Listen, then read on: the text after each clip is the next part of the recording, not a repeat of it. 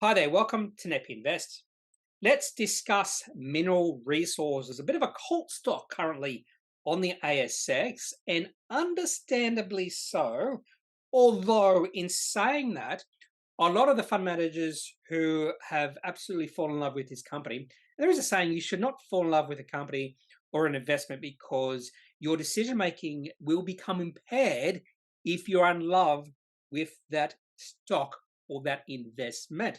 And I do find there is a bit of that when it comes to mineral resources. There are some fund managers who absolutely love this company. And funny enough, a lot of those fund managers would say, we don't like commodity companies. We don't like mining services company. Yet mineral resources is not only a mining services company, it's also a mining company with operations in iron ore or projects in iron ore and also lithium. Now, the share price of mineral resources has gone on an absolute tear over the past 3 years. And I think this is one of the reasons why this is a cult stock right now on the ASX because of what's happened with the share price in the past 3 years. Now, this company listed on the ASX in 2006.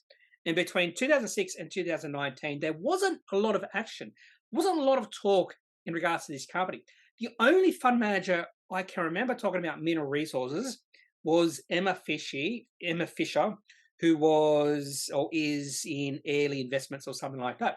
And I do remember her giving a talk, and she mentioned this company. And at the time, Mineral Resources share price was less than $10. I had to listen to what she was saying, and she was absolutely right.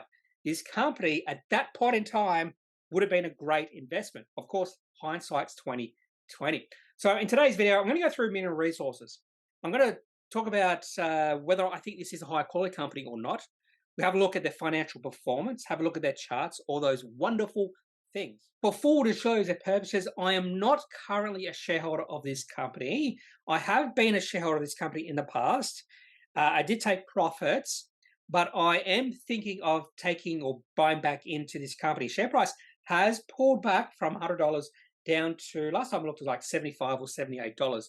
And I think this company is starting to look a little bit more interesting in terms of valuation where it is right now. So I am thinking of taking a long-term position in this company. My only question comes back to quality because I only want to take long-term positions in high-quality companies. And I have problems with calling mining companies or mining services company high-quality companies. But if I had to call any mining company on the ASX or any mining services company on the ASX high quality, this would be that company. What does Mineral Resources do? I've already mentioned they are a mining services company, world's largest crushing contractor, leading pit-to-port mining service provider. Now, when I first started researching Mineral Resources well over about 10 years ago, I just considered this company to be a mining services. But they're also a miner, particularly in iron ore and lithium, top 5 iron ore producer in Australia. And when it comes to lithium, their exposure to 3 of the world's largest hard rock deposits. Now, the financial performance of Mineral Resources in the last year was highly influenced by lithium, of course. So because they are an iron ore and lithium miner, because they are a mining services company, if we see a significant downturn in mining, particularly when it comes to iron ore and lithium, this company will be negatively affected. So this company is still cyclical. So that's why I do have a hard time calling Mineral Resources a high quality company because they will be negatively affected by any significant downturn in mining. But there are some reasons to be bullish about Mineral Resources over the next 5 to 10 years. Now, one thing they're doing, energy, pursuing secure, low-cost energy options, major holder of onshore gas exploration permits. That is actually one thing they're doing that I haven't done much research on. So I'm going to have a closer look in what they're doing in the energy space in the next few weeks. Now, since Mineral Resources is a mining company and a mining services company, the financial performance of this company is going to be highly dependent on the price of lithium and iron ore. There is no debating that. But when it comes to iron ore shipments, this company will be producing a lot more iron ore in the future. So in this particular slide, we're looking at the current capacity planned capacity and potential capacity, particularly when this Onslow iron comes on board and it's going to be cheaper. So this company will be significantly increasing their iron ore shipments over the next 5 to 10 years. So the only way this would negatively affect mineral resources is if we see a significant decrease in iron ore prices, which could happen. And again, that goes back to my point that one of the reasons why I do have a problem calling this a high quality company is simply because their financial performance is going to be highly influenced by the price of iron ore and the price of lithium.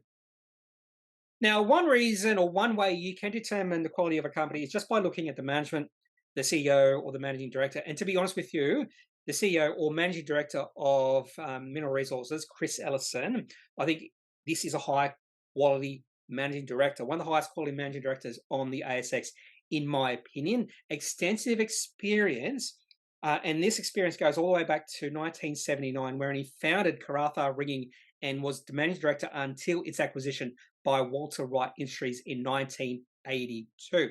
But if we go to 1988, there's another mining services company called Monadelphous. And Monadelphous has been considered the highest quality mining services company on the ASX over the past 10 years. And he was appointed by receivers and managers as the managing director. And under his management, Monadelphous grew and came out of those difficult times. And then it relisted back on the ASX in late 1989. He also founded the 3 original subsidiary companies of Mineral Resources, which is the Crushing Services, PIHA, and Processed Minerals. So this guy, this Chris Ellison, has a lot of skin in the game when it comes to the success of Mineral Resources. He also has extensive experience, and he also, through his dealings with Monadelphous Group as a managing director, he brought a company from the brink of extinction, and he eventually turned it into one of the highest quality mining services company, if not the highest quality mining services company on the ASX. Now let's talk about quality, and this is a very important stage of my own personal investing process. I want to put companies into a high quality bin or a low quality bin because I treat high quality companies significantly different than low quality companies. Now, sometimes it's fairly easy to know where a company fits in the spectrum of quality. I think that's a little bit more difficult for Mineral Resources. Now, some of the things I look for for deciding whether a company is high quality or low quality is just revenue growth, also return on invested capital, return on equity, and also total return of the company. And total return includes capital growth and also dividends. So I've included here revenue growth over 10, 5, 3 years, return on invested capital, EV to EBIT, just looking at the valuation, and total return over the past 10 years. And these are the sort of numbers you want to see for a high quality company. Revenue growth, 11.4% per year over the last 10, 22.9% over the last 5 years. And this is revenue per share growth. So not just revenue. And this is very important because some companies can increase their revenue at, say, 20% per year. But if shares on issue are increasing at 30% per year, revenue per share is actually decreasing. So I want to look at revenue per share growth. And revenue per share growth for Mineral Resources has been accelerating over the last 5 years. And a lot of that acceleration is because of lithium. So revenue per share growth, 38.4% over the last 3 years. Return on invested capital, 18.2. Now that is current. And a lot of times I will look at historical range of return on invested capital and return on equity. And for Mineral Resources, a lot of times you will see it fairly low. But most of the years, over the past 10 years, return on invested capital has been above 10, some years above 20. EV to EBIT, which is 13.6, just telling me the valuation of this company right now. And total return over the past 10 years, 23.6% per year. That's the sort of returns you want to see for a company in your portfolio. So just based off these numbers alone, I probably would call Mineral Resources a high quality company. But there's other things you also have to take into account.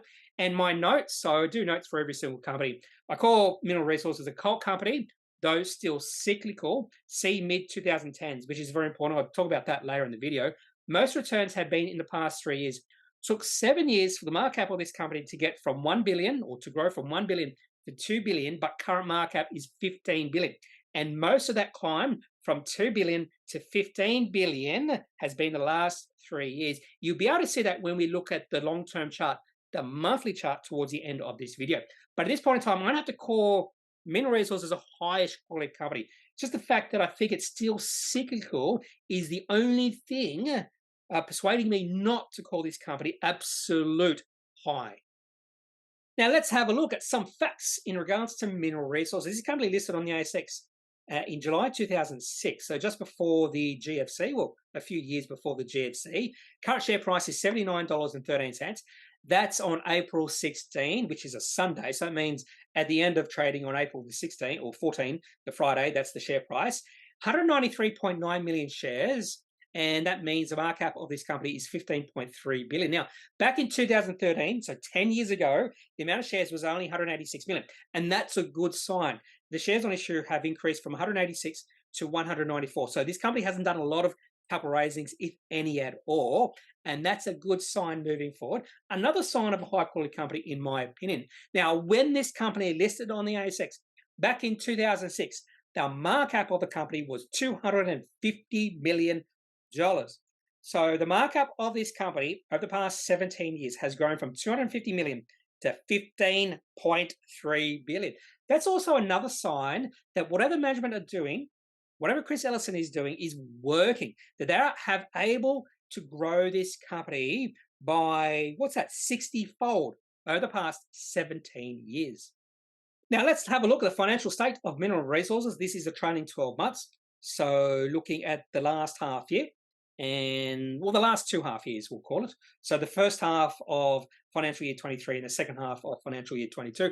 Revenue 4.4 billion, profit 720 million, operating cash flow 681, free cash flow negative 456. A lot of capital expenditure there.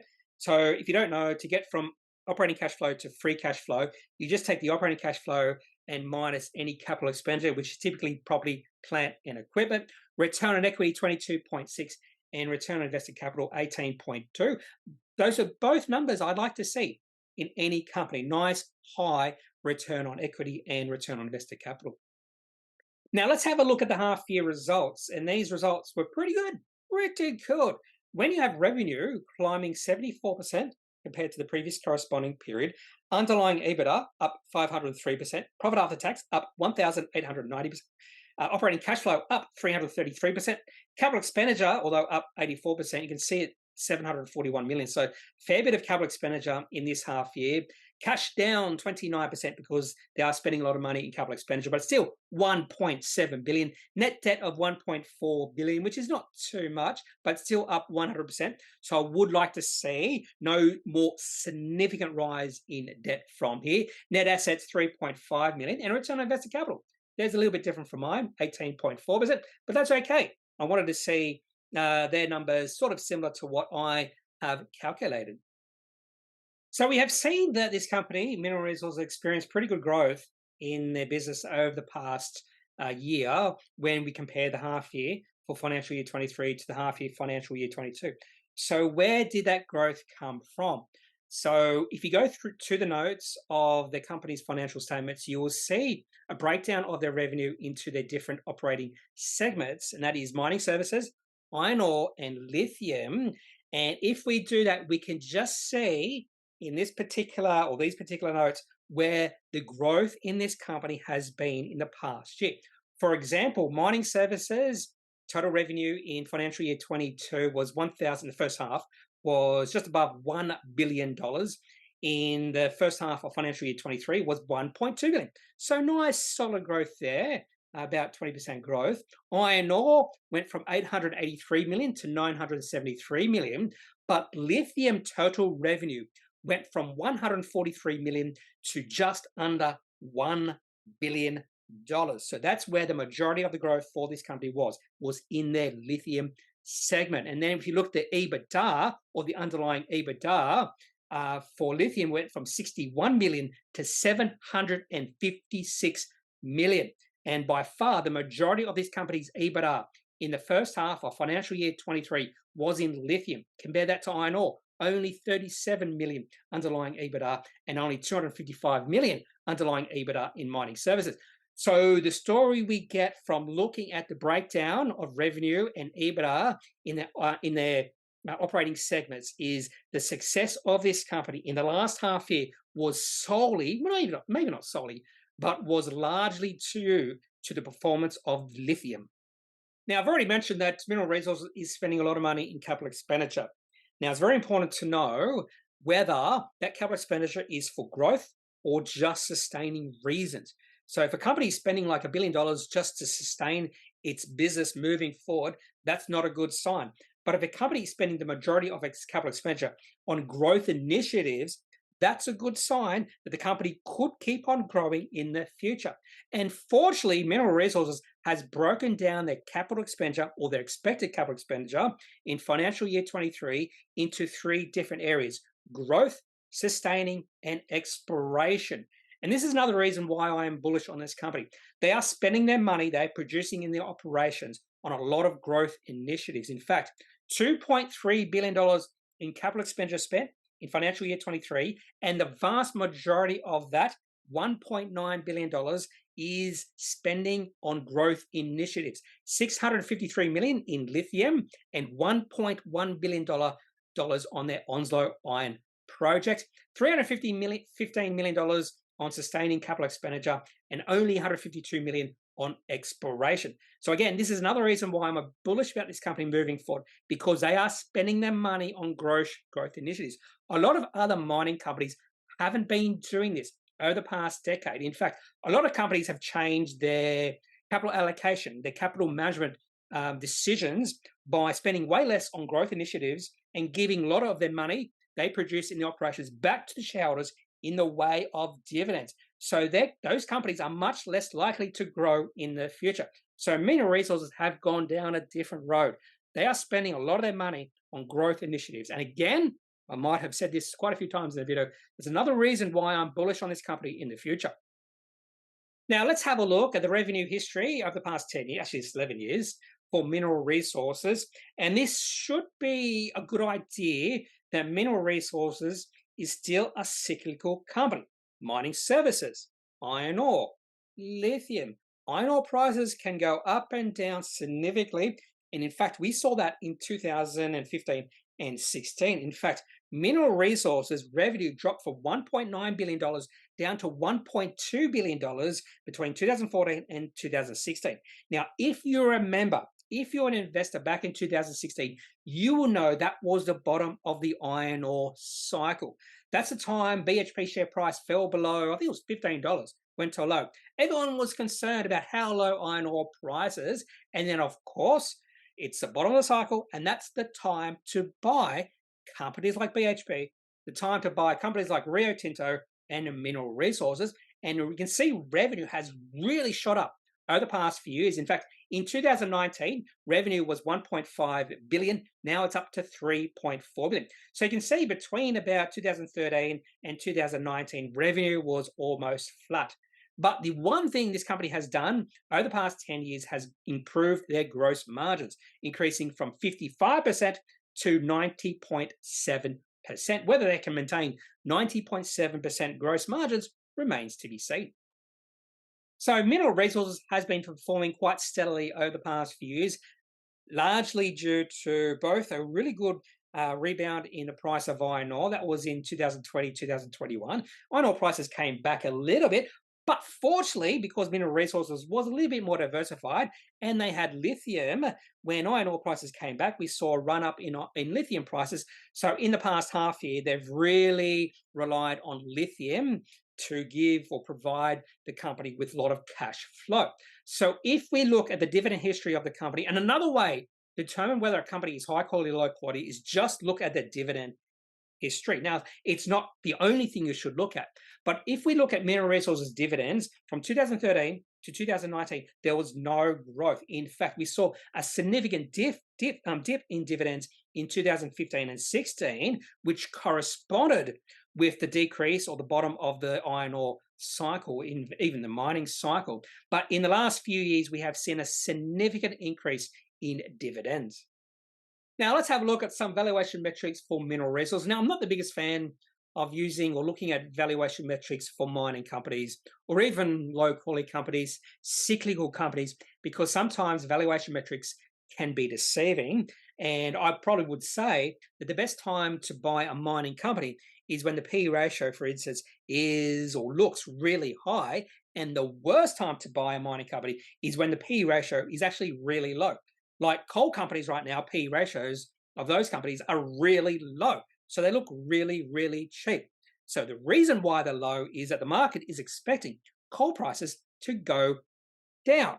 Now, back in 2016, the P/E ratio of, say, BHP was really, really high or possibly even negative. I think that was also true of mineral resources. And that's the time to think of buying because more than likely, the market is knowing that this could be towards the bottom of the cycle and prices of the underlying commodity will go up. And that's going to be beneficial for the company in the, say, we won't say the short term, but definitely in the medium term. So in saying that, the P/E ratio of mineral resources, 21.5, price to sales ratio, 3.5, price to operating cash flow, 22.8. Also did a reverse DCF using earnings per share. So to justify the current valuation, mineral resources will have to increase their earnings per share at 12.9% per year over the next 10 years. Can they achieve that?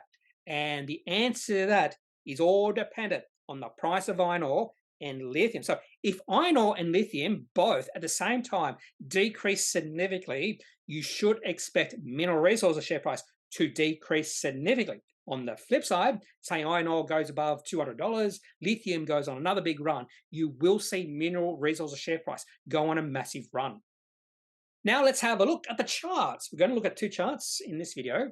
First chart is the monthly chart of mineral resources from the time they listed back in 2006. And we'll also look at the daily chart in the next slide. Now, this monthly chart gives you some perspective.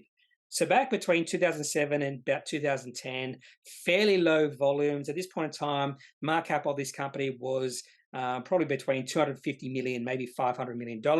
Probably not a lot of interest in this company. A lot of fund managers probably wouldn't be calling this company a high quality company or the sort of company they will want to own for the long term. And in fact, between 2007 and say 2019, the share price of this company barely grew at all. And then the share price and the valuation of mineral resources really took off in 2020. In fact, the share price went from around about $12 to $13 all the way up to a high of $96. Now, the low in mineral resources share price in the past 10 years should be no shock. That was in 2016, the first few months, in fact, either January or February, when the share price of this company was as low as $4. You also saw in those 2 months record volume. So that was the time to buy mineral resources. That was at the bottom of the cycle, and you can see that just in the volume. Now, in hindsight, we know that was the bottom because the share price was the bottom, but also the volume was a dead giveaway. That is when a lot of investors became interested in mineral resources, and the share price has increased significantly from then. My only concern about when I look at this chart is just that significant increase in share price over the past 3 years, going from about $13 to $96, and whether that's sustainable in the next 5 to 10 years, it's a major question I have for mineral resources. Now to the daily chart for mineral resources. This goes back to the end of 2021. 2022 was sort of a blah year for mineral resources. In fact, trade bounded between about $65, $66, and $43. The second time the share price reached $43 in July, then the share price went on a beautiful run. In fact, the share price more than doubled from July 2022 to the high in January 2023. Share price went above the resistance level or the top of the range of $66 on strength. Some nice volume on that day, and the share price kept on climbing. But over the past, say, 4 or 5 months, the share price has found another support level at $75. We saw the share price reach $75 on the first trading day of 2023, and then went on a nice tear in January. And the share price has tested $75 about 2 or 3 times in the past month. So the question I have right now is whether mineral resources share price can stay above that nice little support level at 75 cents. You could argue that this nice run, this nice uptrend in the share price has come to an end, and it does look like maybe sentiment has shifted from positive to slightly negative or even neutral. The next 5 videos I'll do in this series, Kneppy's analysis, include Sonic Healthcare and Advanced Braking Technology, or ABT. Those will be the next 2 videos I release because I've already prepared the videos. I don't know when I'm going to record and release those videos to you. And then after that, I'll look at Santos, Clover Corporation, and Iris. And of course, if you do have a suggestion of a company you'd like me to feature in a Kneppy's analysis video, leave that suggestion in the comment section of this video, and I'll see what I'm able to do. Possibly no, possibly yes, but there's no harm in leaving me a suggestion. Anyway, if you have any questions, any thoughts about mineral resources, also leave those in the comment section of this video. Otherwise, I am not a financial advisor. If you do need financial advice, make sure you seek out someone who is qualified and can speak to your own financial needs. That's it for this video. Have a good day. Bye.